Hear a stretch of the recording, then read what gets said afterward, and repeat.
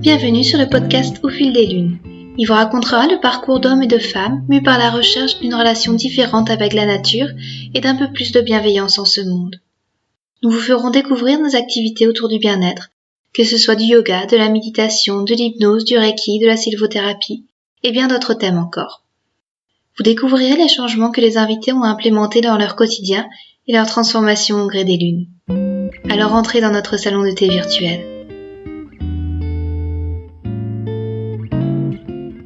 Dans cet épisode, je reçois Pierre Portevin. Pierre est auteur, conférencier et coach de vie. Ses livres Mon meilleur ami c'est moi et Oser ça change tout sont une mine d'or d'exercices pour apprendre la bienveillance envers soi-même et à relever les défis qui se présentent. Son parcours varié lui a permis d'apprendre à décoder les comportements humains. Dans notre entretien, Pierre distille avec chaleur ses conseils pour améliorer notre relation avec nous-mêmes. Il nous livre aussi ses astuces sur comment dépasser nos résistances internes et mettre le pied à l'étrier dans ses projets. Nous discutons de notre rapport à l'échec, d'oser montrer sa vulnérabilité, du rôle de la partie critique en nous et comment composer avec elle. Généreux dans ses conseils et animé d'une belle flamme pour la relation à l'autre, Pierre nous engage à nous faire confiance et à nous considérer avec respect, douceur et honnêteté. Une conversation en toute bienveillance où Pierre nous livre des clés efficaces et concrètes pour apprendre à s'aimer et avancer sur ses projets. Bonsoir Pierre, je suis enchantée que vous ayez accepté de vous prêter à ce petit entretien. Est-ce que vous pourriez vous présenter et dire qui vous êtes en quelques mots à nos auditeurs ? Bonsoir Claire-Vie, merci de m'accueillir. La question de savoir qui je suis, c'est déjà une vraie question. Oui. Donc, je vais commencer léger. En gros, voilà, je m'appelle Pierre Portevin, je suis coach, auteur, je suis père de deux grands adolescents de quasiment 18 et 20 ans, ravi de l'être. Je m'occupe principalement d'aider des personnes à vivre mieux. Ça, c'est ce qui m'anime. Et je l'ai fait avec mes livres, avec des formations en développement personnel que je vends en ligne. Je fais pas mal de conférences, que ça soit en ligne ou bien dans des librairies, dans des salles, parce que je vois bien qu'on vit dans une époque où beaucoup de personnes se posent beaucoup de questions. Les choses bougent vite, très vite, et mais c'est difficile de tenir le coup par rapport à ça. Et je crois qu'on a besoin d'apprendre des choses qu'on nous apprend pas dans la vie quotidienne, qu'on nous apprend pas à l'école, qu'on nous apprend pas forcément au travail. Et une des envies que j'ai, c'est d'amener ça, justement. D'accord. Et est-ce que vous pourriez nous parler un petit peu de votre parcours, de ce qui vous a amené à guider un petit peu ces gens Et on sait depuis que le film est sorti que la vie n'est pas un long fleuve tranquille. La mienne, c'est un vrai bordel. Mais c'est aussi probablement ça qui la rend riche et intéressante. Donc voilà, je suis né dans une famille de gens tout à fait chouettes et normaux. J'ai malheureusement perdu mes parents assez jeunes. Enfin à la fin de mon adolescence, à peu près à l'âge que mes enfants ont aujourd'hui. Et j'étais amené à travailler assez tôt, dans de plutôt bonnes conditions au début, puis c'était plus difficile. J'ai vu beaucoup de choses. J'ai eu un bar à la mode, j'ai été disc-jockey, puis j'ai travaillé pendant plus de 20 ans dans le marketing, dans des positions de plus en plus importantes au niveau international et autres. Donc voilà, j'ai vraiment passé beaucoup de temps à apprendre. Et puis la vie petit à petit m'a mené à de la communication, je dirais plutôt publicitaire, à la collaboration. Et je me suis beaucoup intéressé à la capacité que des gens peuvent avoir ou pas à travailler ensemble de manière intelligente, productive. C'est un vrai défi. J'ai fait ça pour des grands groupes, des multinationales françaises au niveau mondial, des gros projets. Et plus j'avançais là-dedans, et plus j'étais confronté moi-même à mes propres difficultés, mes problèmes. Donc j'ai fait beaucoup de thérapie. J'ai dû épuiser énormément de psychothérapeutes, psychanalystes, psychiatres, neuropsychiatres, coachs. beaucoup de formations aussi pour essayer de comprendre, mais comment ça se passe? Pourquoi est-ce que je parviens pas à faire ce que je veux faire? Pourquoi je fais des choses que je veux arrêter de faire? Tout ça, c'est difficile, hein, pourquoi je suis jamais satisfait? Voilà. Je me posais plein de questions. Et à force de chercher, j'ai commencé à trouver des réponses. J'ai pu voir aussi les solutions qui m'amenaient pas des réponses, parce que voilà, quand on rencontre beaucoup de thérapeutes, on peut petit à petit voir ce qui marche et ce qui marche pas.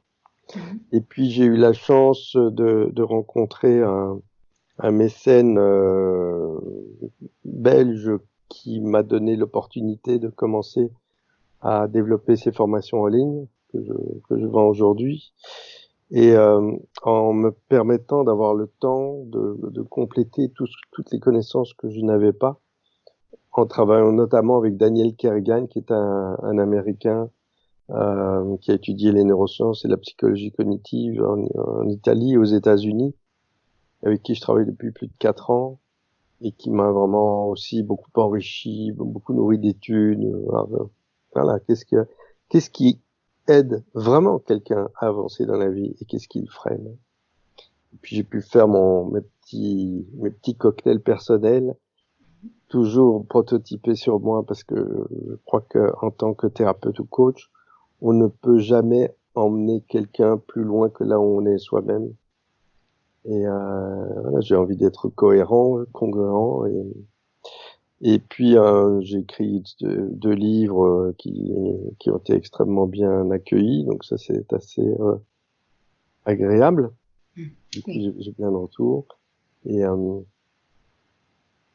ce qui est intéressant, c'est que justement les difficultés que j'avais quand je travaillais sur la collaboration dans ces grands groupes étaient souvent liées à des difficultés d'ordre l'estime de soi des personnes. Et des gens qui se protègent, qui se referment, qui ne sont pas prêts vraiment à s'ouvrir dans toute leur vulnérabilité pour échanger avec les autres. Et je crois que c'est là aussi que j'ai pu identifier ce que j'avais vraiment envie d'aider à faire, qui est simplement d'apprendre à mieux vivre avec soi-même, apprendre à être bien avec soi, profondément bien avec soi. D'accord.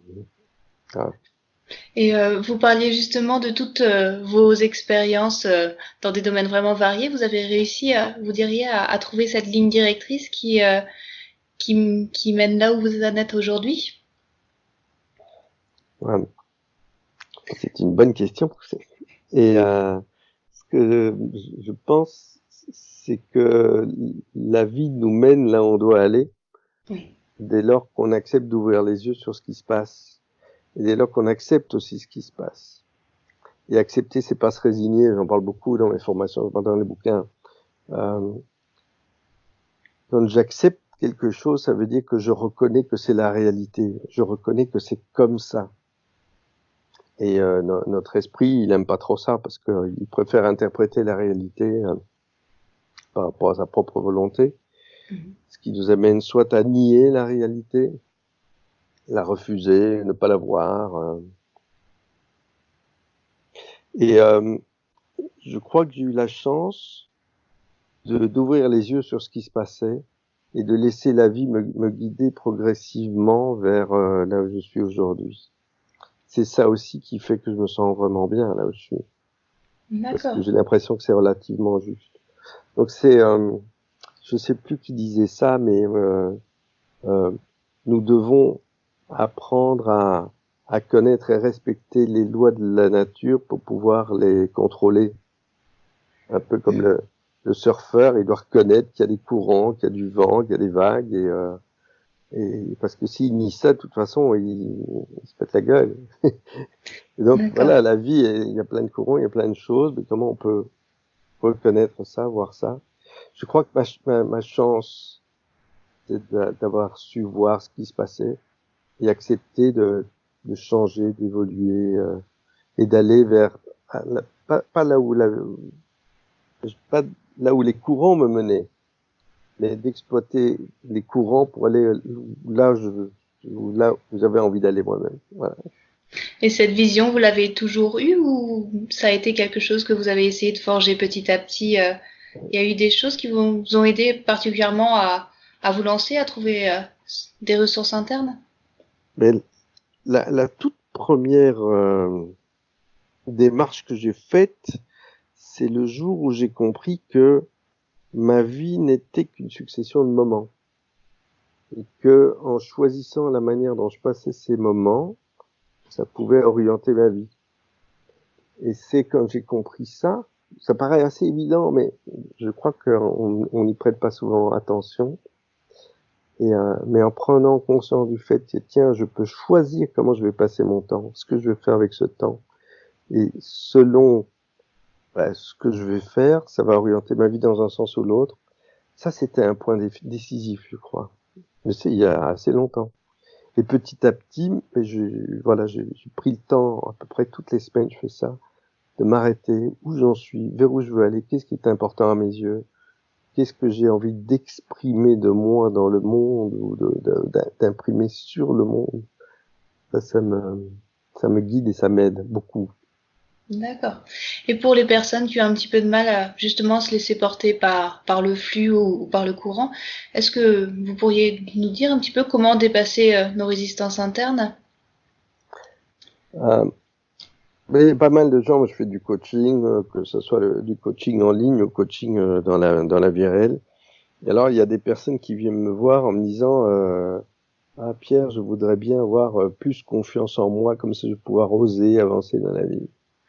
Et ce que je leur explique, et c'est la science qui nous montre ça aussi, c'est que ce n'est pas la confiance qui nous permet d'oser davantage, être qui on est, c'est en osant davantage être qui on est qu'on fait grandir la confiance. D'accord. Et donc je crois que la chose intéressante, c'est d'avoir une perspective et d'avancer petit à petit, sans se faire trop peur, parce que sinon on a trop de stress et ça nous prive de nos moyens, mais avec une espèce de confiance un peu aveugle, raisonnablement aveugle, que si je fais ce qu'il faut, si je sais regarder le résultat de mes actions, si je peux tirer des leçons de ça, corriger, améliorer, me renforcer petit à petit, ça va donner quelque chose de bon, même si les résultats que j'ai à court terme ne me semblent pas du tout en ligne avec ce à quoi j'aspirais. Et donc c'est une question de patience, de persévérance, de clarté aussi. Qu'est-ce qui est le plus important pour moi? Et quand on se rend compte que notre vie c'est une succession de moments, ça nous aide à voir qu'est-ce qui compte le plus maintenant, qu'est-ce que j'ai besoin de faire maintenant pour construire une vie qui correspond à ce que j'aimerais avoir. Et c'est jamais comme on veut. Ça change tout le temps, il y a toujours des écueils, c'est pas grave. Mais le cap est toujours là, et je continue. Et l'important, c'est pas les résultats que j'obtiens, c'est le fait d'y aller, d'avancer, d'apprendre, de se tomber, de se relever. Voilà, c'est ça qui est chouette. D'accord. Et par contre, ça peut engendrer quelques moments d'échec. Est-ce que vous pourriez nous donner quelques petites astuces pour peut-être dédramatiser un petit peu le rapport à l'échec pour oser se lancer justement? On parle souvent de l'échec, et puis il y a cette phrase qui avait été reprise par Nelson Mandela qui dit parfois j'apprends, parfois je réussis, parfois j'apprends. C'est moi je crois pas qu'il y ait d'échec. C'est le philosophe Vincent Pédès qui m'avait dit ça. J'avais posé une question un peu similaire à la vôtre. Il m'a dit j'ai jamais connu l'échec. J'ai raté 4 fois l'agrégation en philosophie, mais j'ai jamais connu l'échec. Oui. Et c'est le fait d'avoir chaque fois, effectivement, pas obtenu ce qu'il voulait, mais c'est de poser les questions en disant mais qu'est-ce qui a bien fonctionné, qu'est-ce qui a pas bien fonctionné, et qu'est-ce que je peux faire autrement. Et parfois, ce qu'on appelle rater, ça nous fait du bien. Hein. Parfois, c'est rater, ça nous amène à nous poser la question mais est-ce que je suis vraiment sûr que c'est ça que j'ai envie de faire? D'accord. Est-ce que j'ai bien tiré toutes les leçons de ce qui s'est passé avant? C'est ce que la vie est en train de m'indiquer qui me permettrait peut-être d'avancer autrement. Moi, j'arrête pas de rater. Hein.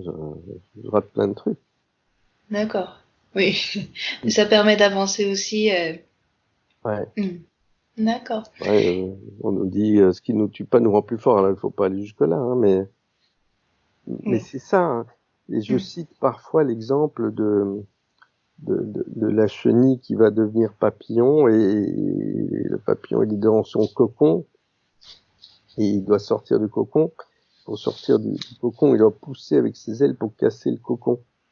Mm. Et alors on peut avoir tendance, si on voit ça, de vouloir l'aider, d'ouvrir le cocon pour lui. En faisant ça, on le tue. Mm. Parce qu'en fait, c'est en poussant avec ses ailes sur le cocon qu'il va renforcer sa capacité à voler, en fait. Il va développer ses muscles, et c'est grâce à ça qu'il aura assez de muscles pour, une fois que le cocon est ouvert grâce à sa force, pouvoir s'envoler. Et donc, les échecs, c'est un peu ça, c'est quand on pousse sur le truc et on a besoin de résistance. Mm. Imaginez, vous voulez un peu faire de la musculation, mais vous prenez des poids plumes. Ça marche pas très Oui, bien. oui. Les D'accord. échecs, c'est un peu comme les La résistances, des résistance. haltères, et ça nous fait, voilà, c'est, C'est une belle métaphore en tout cas, celle du papillon. Et je voulais revenir aussi sur, vous avez écrit un livre, Mon meilleur ami, c'est moi. Est-ce que vous pourriez nous dire un petit peu comment être son meilleur ami en quelques points? alors, avant d'expliquer peut-être le comment, expliquer le pourquoi. Et là encore,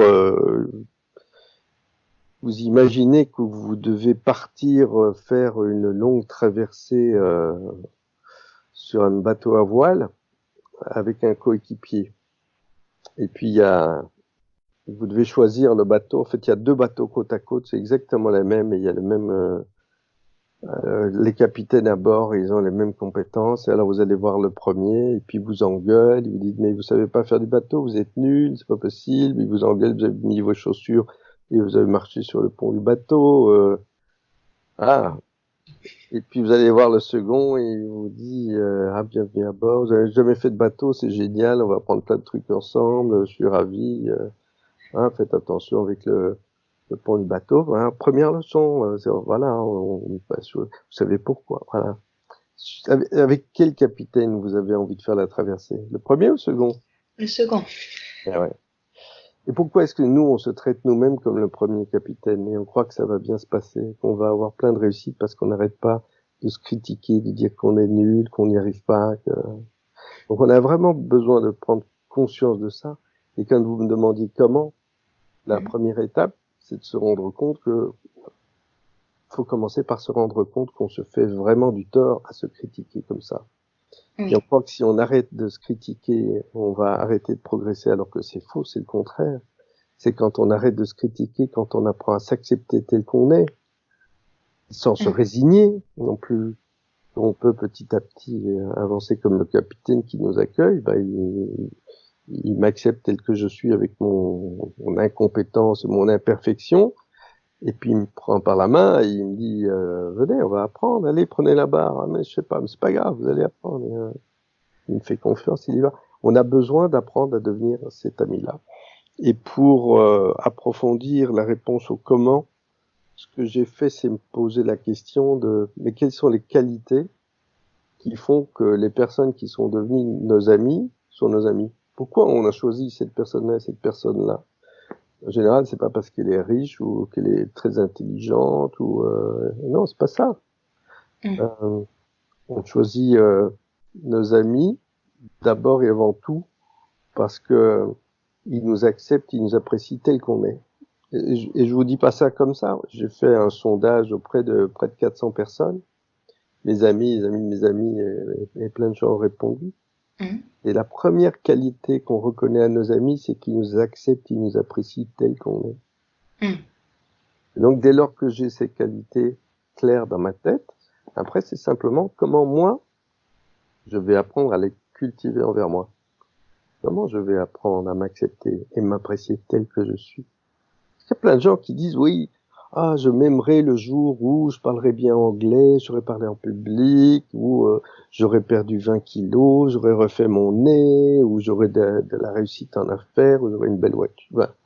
On Oui. fait plein de conditions. Ces conditions, elles nous éloignent en fait de la satisfaction et du bonheur et de l'épanouissement. Du coup, on n'est pas très chouette. C'est comme si vous avez une amie qui vous dit, écoute, Clairvy, écoute, je serai ton ami quand tu auras plus de personnes qui écouteront ton podcast. Ouais. Oui. Voilà, si vous dites, écoute, t'es gentil, mais j'ai pas envie d'avoir une amie comme ça. Et nous, on se traite comme ça, hein, dire oui, il faut que j'y arrive, il faut que moi, que je les Oui. Donc, on doit vraiment retourner. C'est comme pour le bonheur, vous savez, on dit que les gens souhaitent réussir pour se sentir heureux. Et ce que disent des chercheurs comme Tal Ben-Shahar, c'est que non, c'est dans l'autre sens ça se passe. On doit apprendre à être heureux et ça contribue à ce qu'on ait de la réussite. D'accord. Et cela induit peut-être qu'il y a une petite partie de nous qui serait la partie critique, ou est-ce que il y aurait quelque chose à faire pour entrer en relation avec ces différentes parties de soi, et apprendre à peut-être à dialoguer avec cette partie critique et à lui dire de devenir plus amical? Ouais, mais vous mettez le doigt sur quelque chose d'important. D'abord, ce qui est intéressant de constater, c'est qu'on a tous un critique intérieur et que c'est vachement utile. Sinon, je pense que dans l'évolution de l'espèce, on l'aurait perdu, cette partie-là. Donc ça nous est vraiment utile. Et pourquoi? Parce que nous sommes des êtres profondément sociaux. Et en particulier, il y a 20 000 ans, quand on était jeune enfant dans la brousse, on avait intérêt à être certain de rester en relation avec nos parents et notre tribu pour pouvoir nous en sortir. Et donc on avait besoin, petit à petit, de voir comment se comporter de manière telle que la relation puisse continuer. Et donc, les critiques qu'on recevait de l'extérieur nous faisaient peur, parce que souvent on était un peu brutal. Et donc, notre critique intérieure, qu'est-ce qu'il fait? Il internalise les critiques que l'on reçoit de l'extérieur de manière à anticiper ces critiques pour favoriser le maintien des relations. Donc, en principe, ce serait pas mal. Et c'est parce que aussi on a cet esprit critique qu'on peut progresser. Oui. Si j'ai pas d'esprit critique, je continue à faire ce que j'ai toujours fait. Et donc, par exemple, au niveau du langage, je reste avec les bargouinements que je peux avoir en étant un jeune enfant et je veux pas progresser. Mais le critique, il dit non, c'est pas comme ça, c'est comme ça, il faut faire. Le problème de ce critique, c'est qu'il prend trop de place et qu'il évolue de manière néfaste pour notre équilibre et notre bien-être, d'un critique des choses que l'on fait vers une critique de la personne que nous sommes. Et ça, c'est ça qui est néfaste. Donc, ce qu'on a besoin de faire, c'est d'apprendre à repérer ce critique intérieur et lui réapprendre à nous traiter d'une manière qui nous fasse du bien. C'est-à-dire qu'il peut continuer à proposer des critiques sur ce qu'on fait, mais pas sur ce qu'on est. D'accord. Et un des travers que certaines personnes avaient au début quand j'expliquais ça, c'est que du coup, elles se critiquaient de se critiquer. Oh merde, je suis encore critiqué, je suis nul. Ce qui est juste le même phénomène. Et donc, c'est vraiment apprendre comment je peux reconnaître ce critique intérieur, mais entrer en dialogue avec lui, parce que et depuis le psychiatre américain Richard Schwartz, il y a des techniques qui aident à faire ça. Il y en avait d'autres qui étaient déjà existantes, mais c'est lui qui a le mieux modélisé la chose d'après moi, avec une technique qui s'appelle Internal Family System. Richard Schwartz, il nous apprend à entrer en relation avec ce critique intérieur, mais avec beaucoup de curiosité, d'ouverture, de compassion, de calme aussi. On va dire, ah ouais, mais pourquoi tu fais ça? C'est pas pourquoi tu fais ça? Non, c'est pas ça. C'est une vraie curiosité. Qu'est-ce qui fait que tu fais ça? De quoi as-tu peur? Et quand ce critique, donc on parvient à créer ce dialogue intérieur, une des manières de le faire, c'est de le faire. Moi, je suis un fan de l'écriture, ce qu'on appelle l'écriture de soi, qui est une forme de journal où j'écris sur la relation que j'ai avec moi-même, et je peux même dialoguer à certains moments. J'écris des trucs, je me pose des questions, puis je ferme les yeux, je vais un peu à l'intérieur, j'écoute ce qui se passe, je vois un peu quelles sont les réponses qui viennent, et puis je les écris, et ça me permet d'approfondir. Ça, c'est juste une habitude à prendre, et un peu aller voir à l'intérieur comment ça se passe.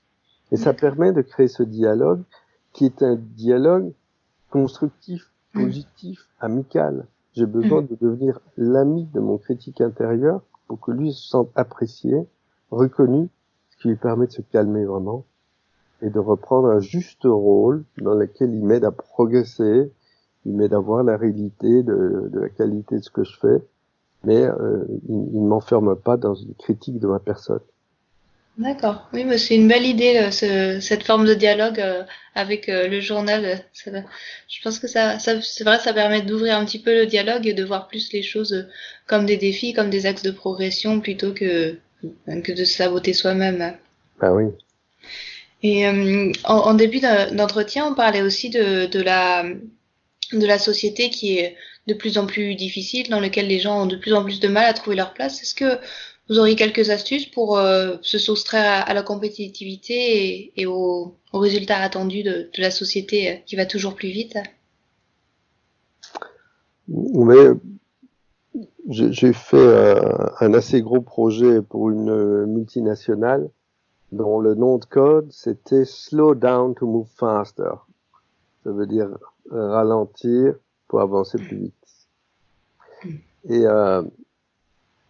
une des choses qui est de faire ça, c'est de ralentir pour savoir, mais vous me posiez la question au tout début, mais qui je suis, qu'est-ce qui m'anime dans la vie, qu'est-ce qui est vraiment important à mes yeux, quelles sont mes valeurs, les principes de vie qui me semblent vraiment importants. Et comment je peux différencier ce qui sont vraiment mes valeurs, hein, par exemple, je sais pas, moi j'ai une valeur très importante dans ma vie, c'est la bienveillance, et la distinguer de l'allergie que je pourrais avoir envers la malveillance. Sous le couvert d'être bienveillant, je ne supporte pas les gens malveillants. J'adore la liberté, je ne supporte pas les contraintes. Pour pleinement vivre ma valeur, liberté ou bienveillance, j'ai besoin d'apprendre à assouplir mon allergie envers son opposé. Et quand je parviens à voir clair sur mes valeurs, je me soucie beaucoup moins de la valeur que les autres m'accordent. J'ai plus besoin de me comparer. Moi, je suis pas un type parfait. Il y a des valeurs qui m'animent dans ma vie et je mets mon attention sur comment je peux mettre ces valeurs en œuvre au quotidien dans ma vie de père, de compagnon, de coach, d'auteur. Voilà, c'est en permanence ça qui m'anime. Et plus j'ai de la clarté sur mes valeurs et sur ce que j'appelle aussi les intentions de vie, c'est-à-dire ce que je disais tout à l'heure, qu'est-ce que j'ai envie d'exprimer de moi dans les différents domaines de ma vie, et moins j'ai besoin du regard des autres.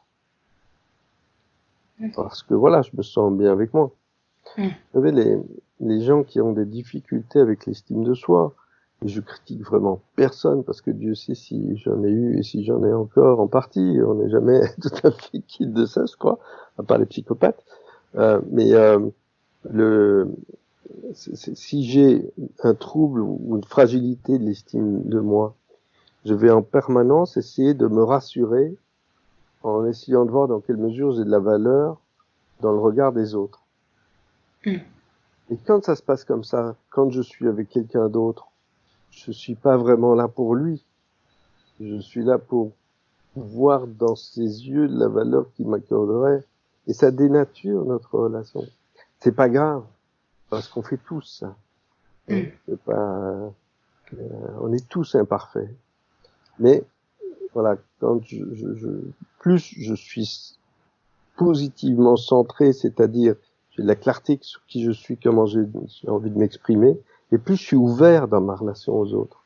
C'est pas du tout du narcissisme dans le sens où les psychiatres utilisent le terme.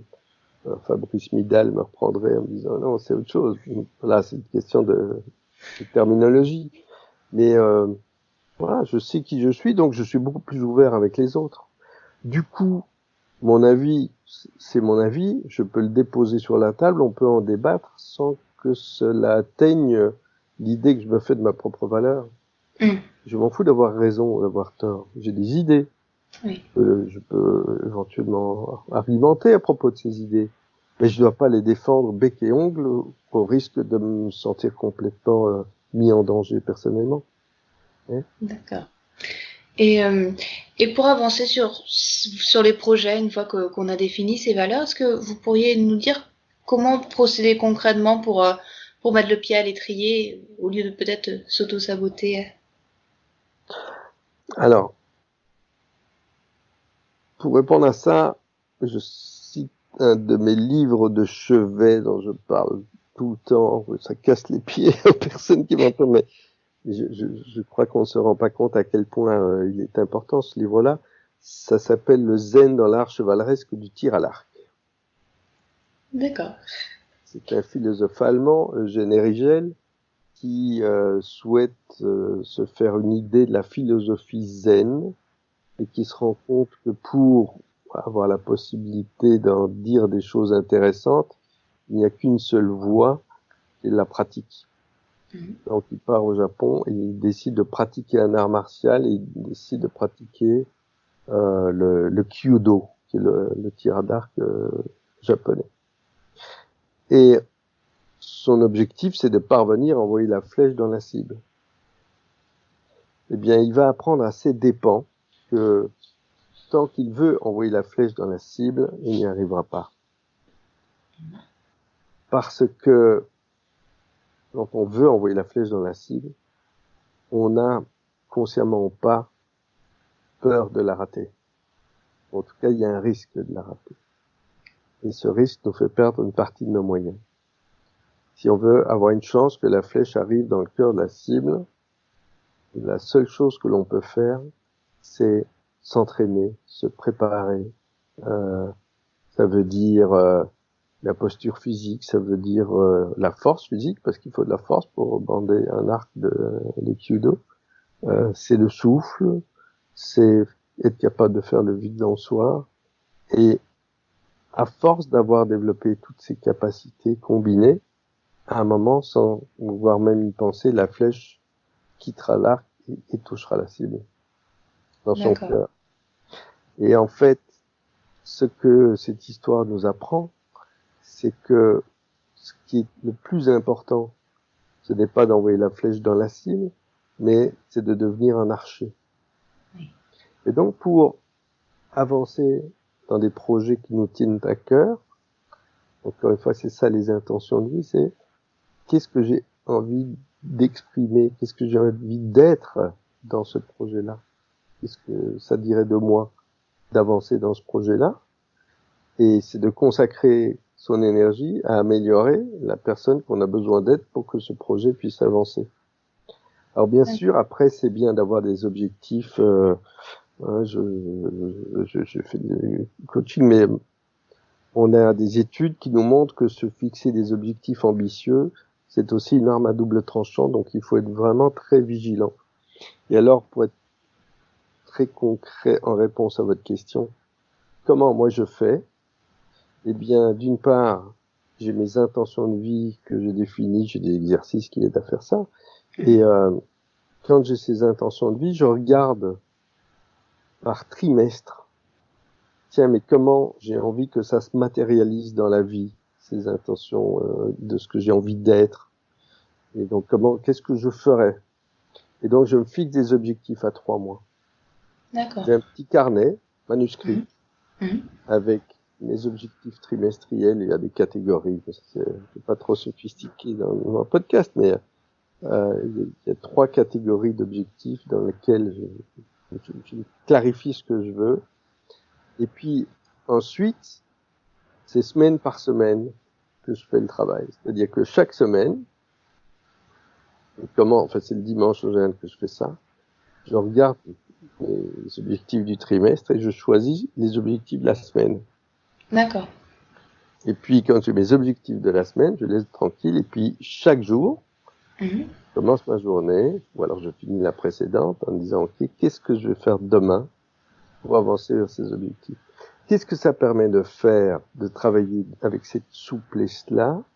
C'est qu'on ne se décourage pas. Parce que la plupart des projets, il y a des études sur des projets informatiques ou autres, mais sur des projets où on ne respecte pas nos plannings.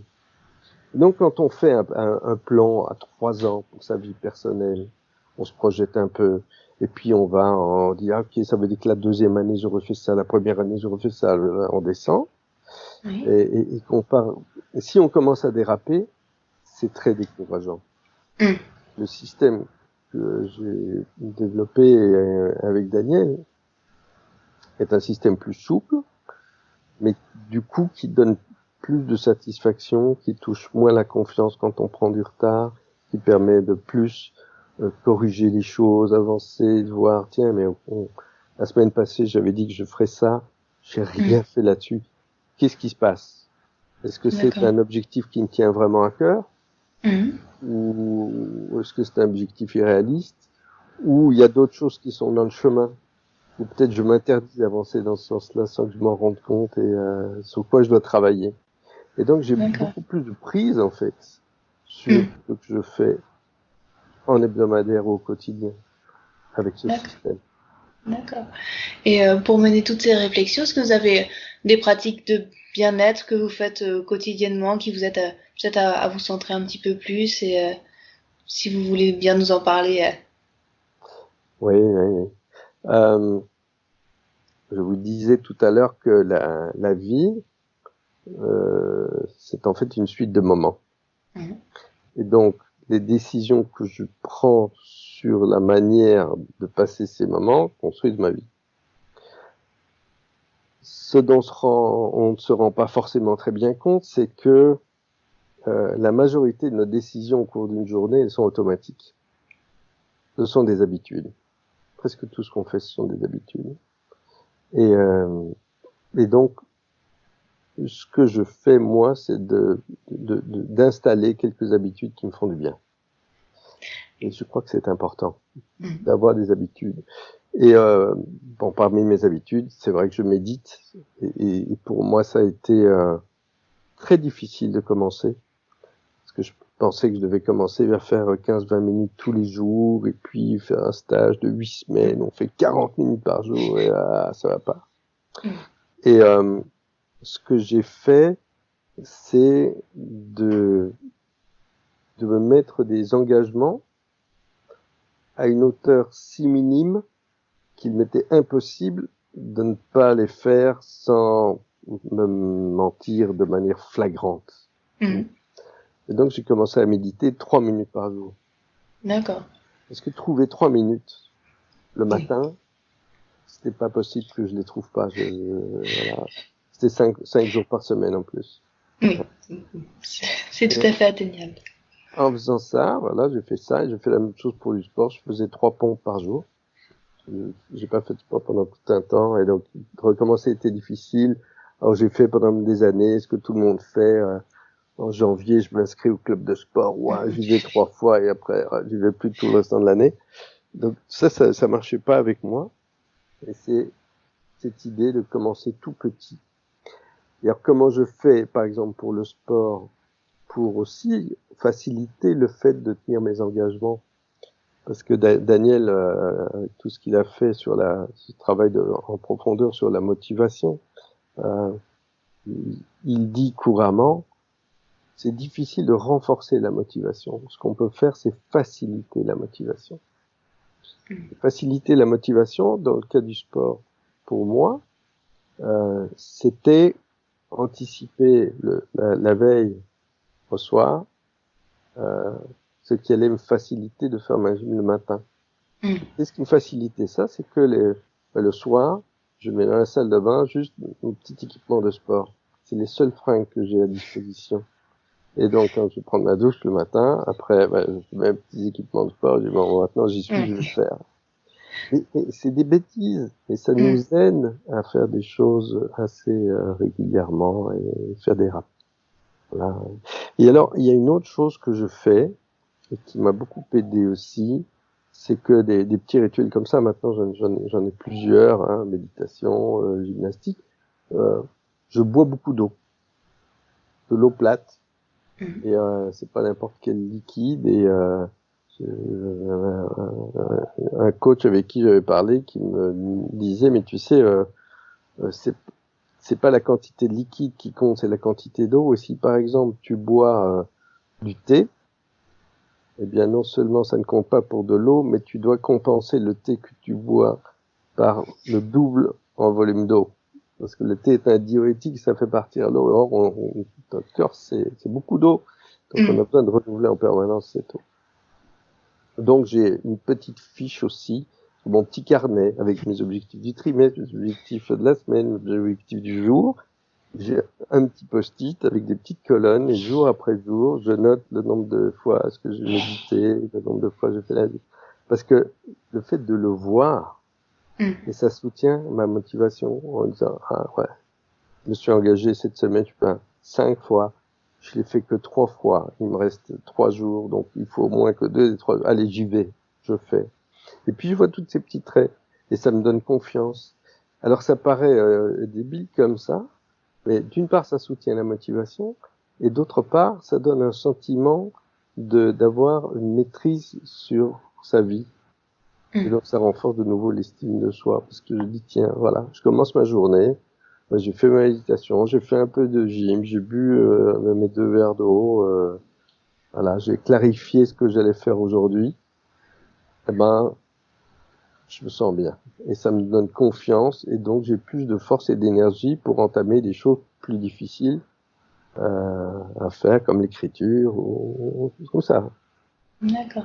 Et vous nous avez donné aussi beaucoup de pistes pour devenir son meilleur ami, dépasser les résistances internes. Est-ce que vous pensez que ce travail peut être fait seul ou alors il faut le faire avec l'aide d'un psychothérapeute?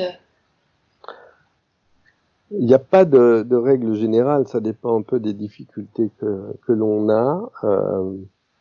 Pour certaines personnes, c'est utile de se faire aider.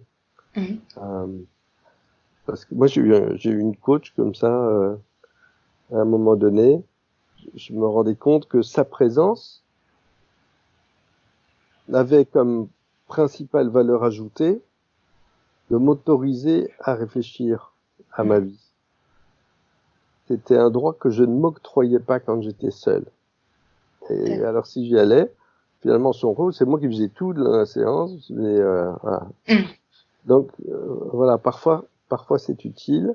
Parfois, c'est utile d'avoir un éclairage de quelqu'un qui est un peu expert en la matière, en faisant très attention, parce qu'il y a plein de gens qui ont des diplômes, mais qui n'ont pas le vécu.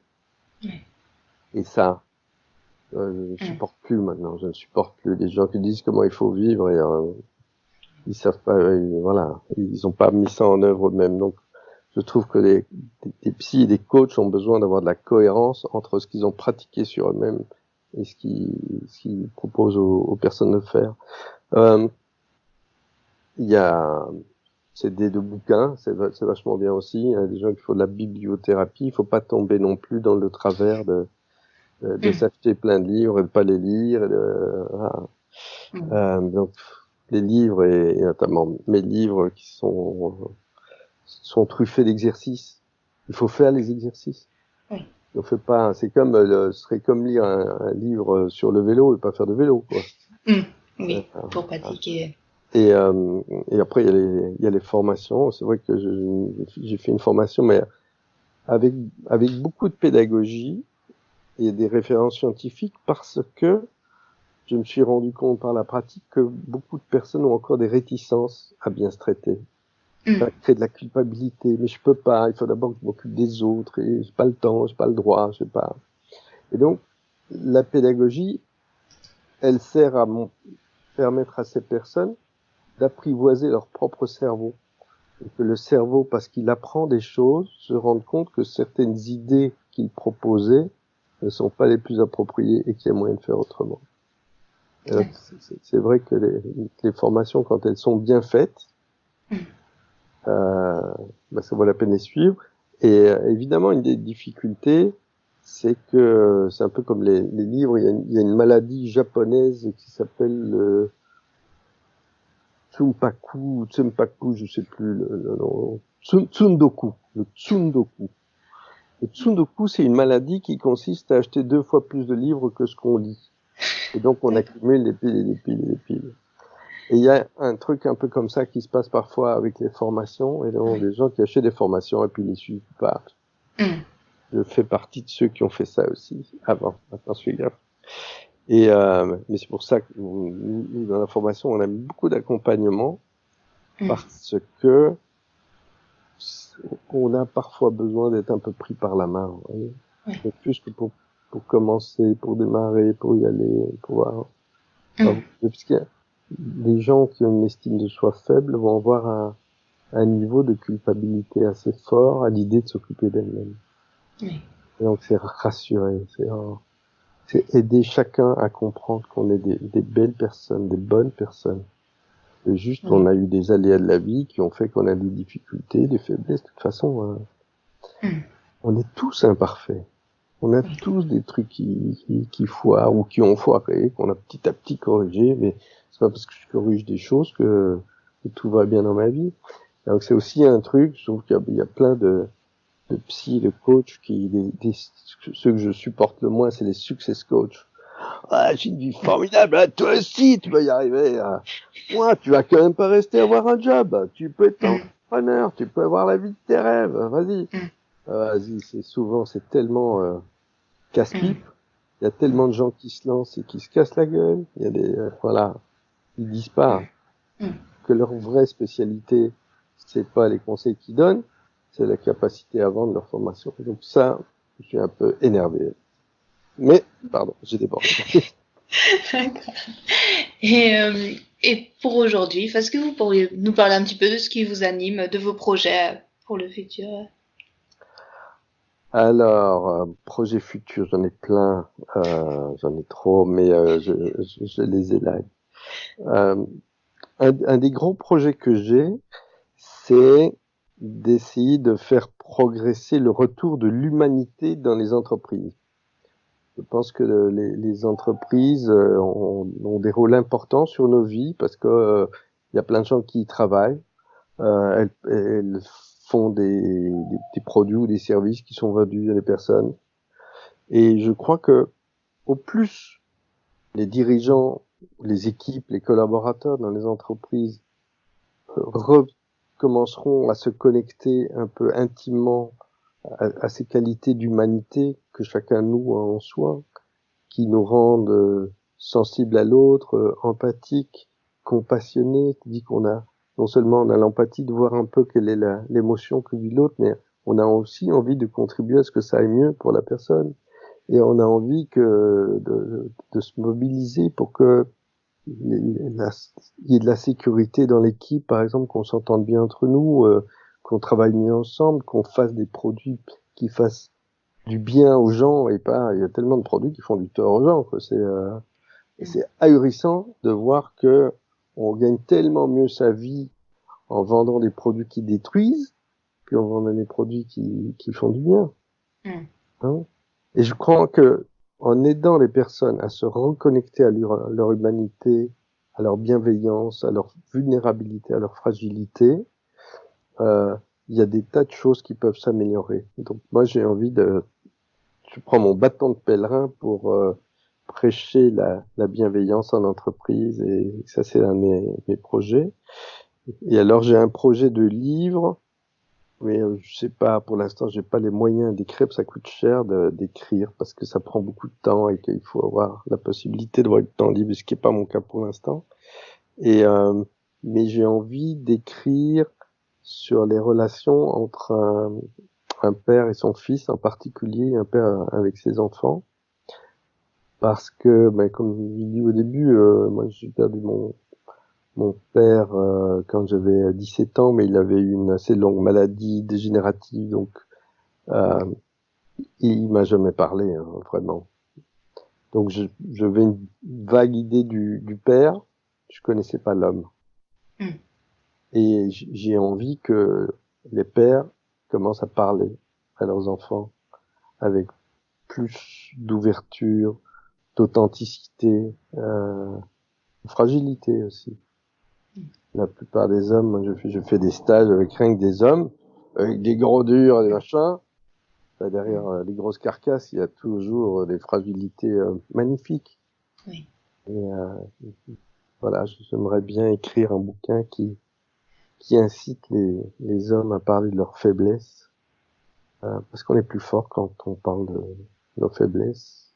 Pas histoire d'être plus fort, c'est juste que, en fait, on est moins fragile quand on révèle ses fragilités. C'est un paradoxe. Et voilà, ça c'est un deuxième projet. D'accord. Bah, c'est de beaux projets en tout cas. On espère y voir se concrétiser très bientôt. Et bah, justement, qu'est-ce que je peux vous souhaiter pour finir cet entretien?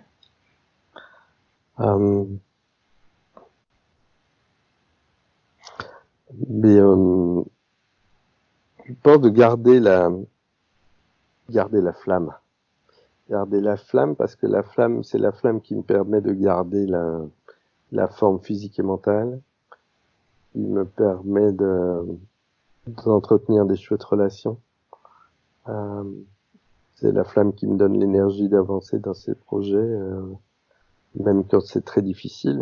Voilà, je vis des moments difficiles pour l'instant, mais ça ne me touche pas. Ça me touche pas parce que ça devient vraiment bien costaud à l'intérieur et voilà, garder ça me ferait bien plaisir. D'accord. Dans ce cas-là, pardon. Et vous, qu'est-ce que je peux vous souhaiter? Bah déjà, j'ai beaucoup appris avec cet entretien, puis je dirais c'est pareil, garder la flamme, la curiosité, et je me retrouve aussi beaucoup dans les pratiques que vous m'avez dit pour les objectifs, et vous avez une vision vraiment très intéressante, et je dirais oui, garder cette curiosité, cette flamme et cette envie d'avancer. Parfait, souhaitons-nous ça alors.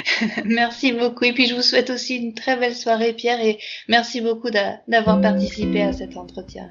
Je vous en prie, Claire. Merci beaucoup à Pierre pour cet entretien.